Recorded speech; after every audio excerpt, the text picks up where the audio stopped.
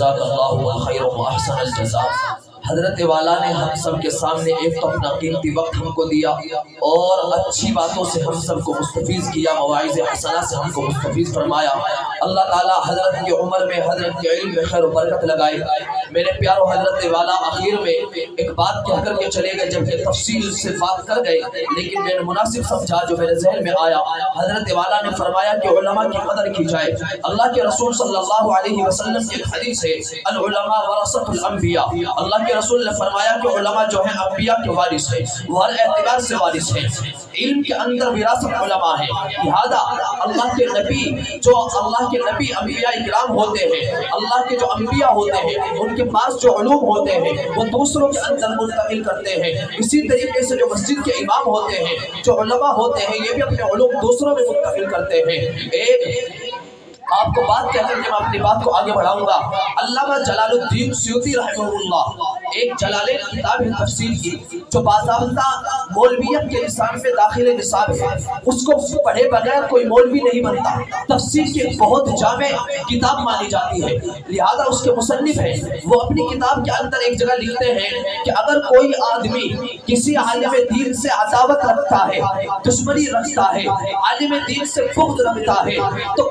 مرنے کے بعد اس کی قبر کو کھود کے دیکھ لینا آپ کہ اس کا چہرہ کعبے کی طرف سے پھیر دیا جائے گا۔ یہ علماء سے بغض رکھنے کی ایک دشمنی جو علماء کے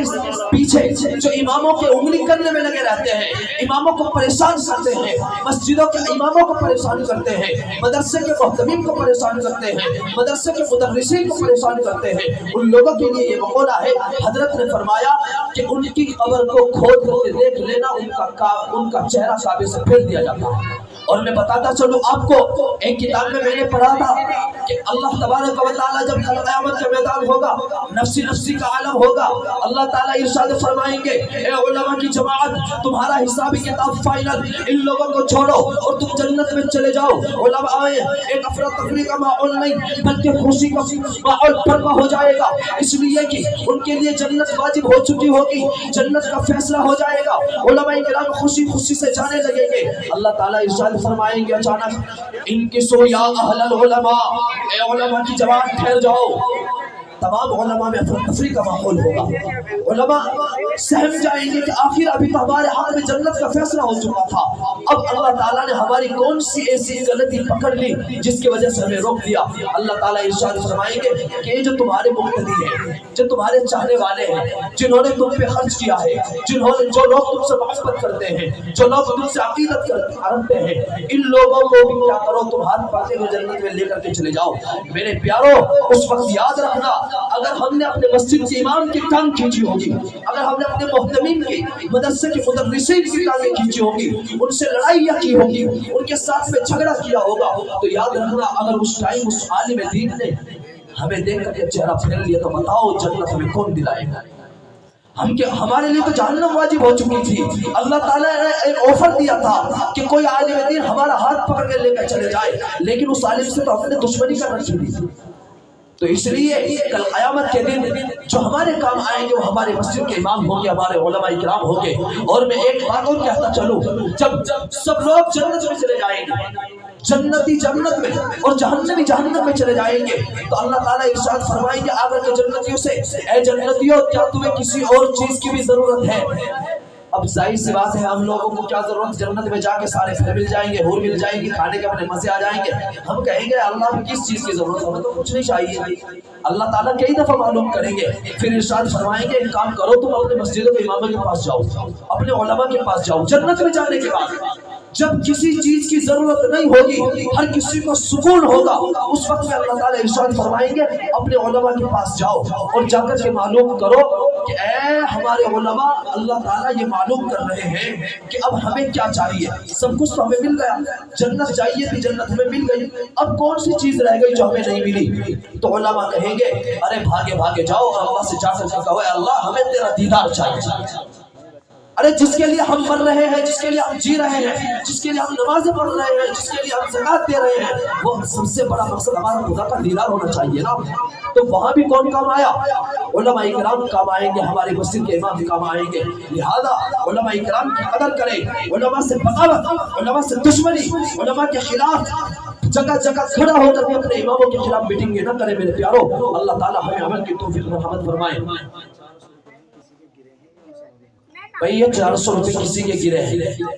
جس کے 400 روپے گر گئے وہ آ کر کے ہم سے لے لیں، ٹھیک ہے نا؟ یہ میرے پاس میں موجود ہے، جب تک میں آؤں اس کے بعد جو ہے مولانا صابر صاحب سے ملاقات کر لیں. اب میں جلسے کی بالکل آخری کڑی حضرت مولانا عابد صاحب جو ہمارے مابین تشریف فرما ہے،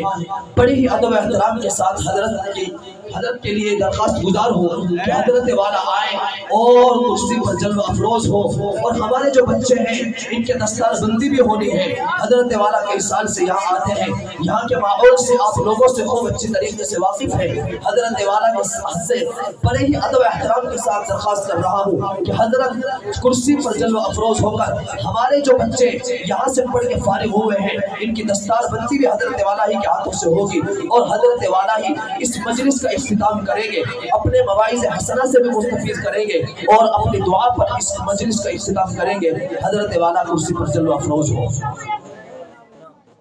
وہ لوگ وہ بچے جن کے دستار بندی ہونی ہے،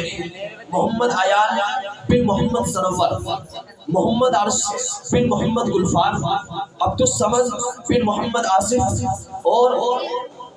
انشا بن محمد ناظم، عنایت بن محمد سنور، اقصا بنت محمد سنور، فیض بن محمد سلمان،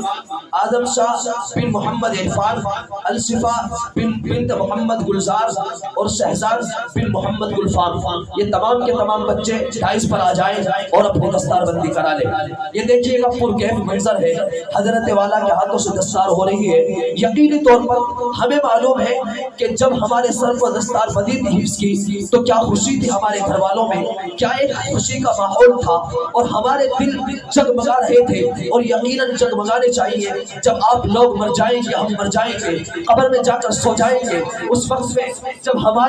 ہمیں ضرورت پڑے گی ایسی چیزوں کی، جب ہمیں ضرورت پڑے گی ایصال ثواب کی، تو جو اولاد ہماری حافظ بنے گی، جو اولاد ہماری باضابطہ قرآن کریم کی تعلیم سے آراستہ و مزین ہوگی، تو ہمارے لیے دعائیں مغفرت کرے گی. میرے پیاروں میں آپ کو بتاتا چلوں، ابھی 3 یا 4 دن پہلے مفتی مزمل صاحب استاد حدیث دارالعلوم دیوبند تشریف فرما تھے. حضرت والا نے ایک واقعہ سنایا جس کو مفتی ابوالقاسم نعمانی دعوت برکاتہ العالیہ محتمم دارالعلوم دیوبند نے سنایا. حضرت والا فرما رہے تھے کہ قاری طیب صاحب جو سابق محتمم ہے دارالعلوم دیوبند کے، ان کی زندگی کے حالات بیان کرتے ہوئے فرمایا کہ جب دارالعلوم دیوبند کا 100 سالہ یعنی کہ 100 سالہ جلسہ حضرت والا نے کیا، تو اس وقت میں حضرت والا گاؤں اور اطراف میں گھومے، دور دراز ملکوں کا سفر کیا، لوگوں کو بتایا، لوگوں کے سامنے دارالعلوم کی اہمیت کو رکھا،